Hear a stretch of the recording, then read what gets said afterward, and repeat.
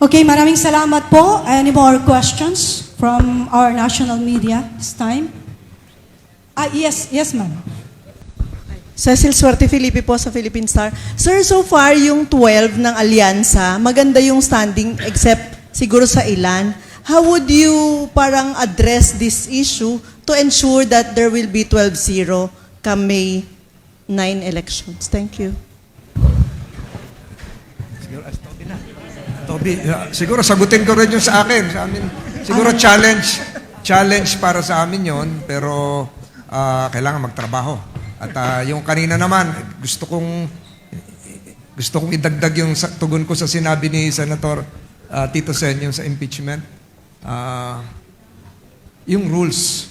Meron tayong Rules 39 na ginamit ng mga nakaraang Senado na anong huli pa ng corona impeachment na sa palagay ko kailangan natin i-upgrade.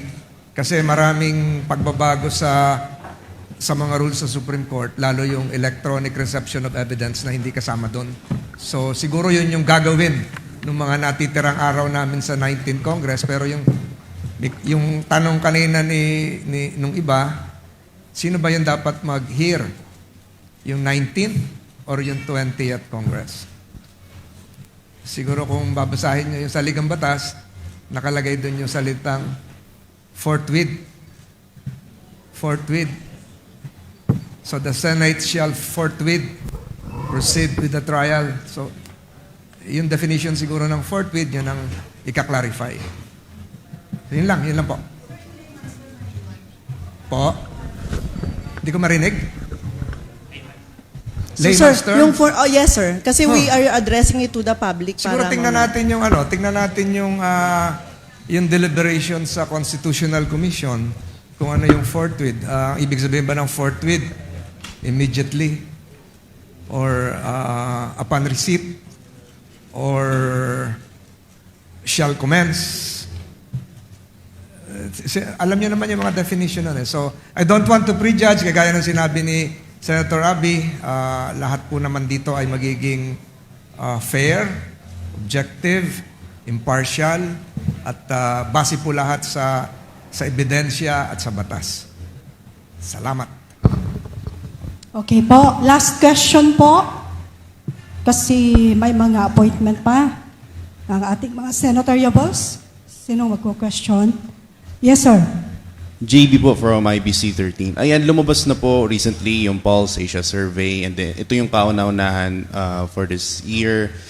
This Jackson, Abby Binay, Manny Pacquiao, Camille Villar. Ano po yung gagawin po natin just to ensure na pagdating ng elections, ayan, secure natin or ma-maintain natin itong position po natin?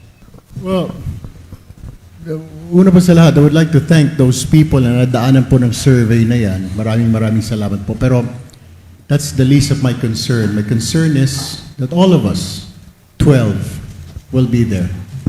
Hindi po yung, kaya nga po alyansa po ito sama-sama.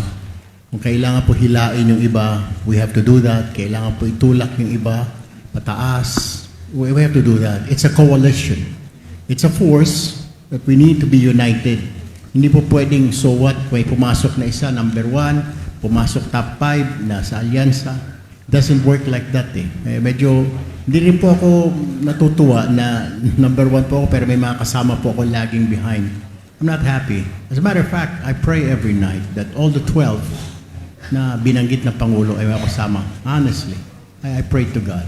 Salamat po. Well, that's another issue. siya siguro ang sasagot niyan. But then yung sinasabi ko lang is the alliance because I'm part of the alliance. Di po ba? So I really pray for that. I pray to God na sana lahat ng kasama ko ay mapasama. Walang iniwan po yan sa isang basketball team eh. I mean, yung iba hindi makakapasok, hindi makakalaro. They're wasting effort, di ba? Oras. So mas maganda ho makakasama kasi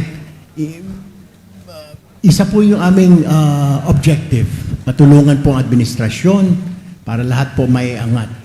Yun lamang po. Maraming salamat. Okay po. Ayan. So, dapat teamwork. Sino pang sasagot po sa question po yan? Tungkol sa survey ata yun? Ako tingin ko, the mere fact that the President himself has made himself available for the originally 35 proclamation rallies, which is not count down to 21. At the mere fact na ganun, ang tingin ko, ang bigat ng, mabigat ang endorsement ng Presidente. Andyan yung mga iba't ibang mga regional areas na makakatulong talaga eh. So talagang ang laki ng chance matulungan yung 12. Aside from the fact na pwede naman sila on their own also makakatulong, at kami, kung may maitutulong kami sa sarili namin at sa kanila, gagawin namin. Thank you.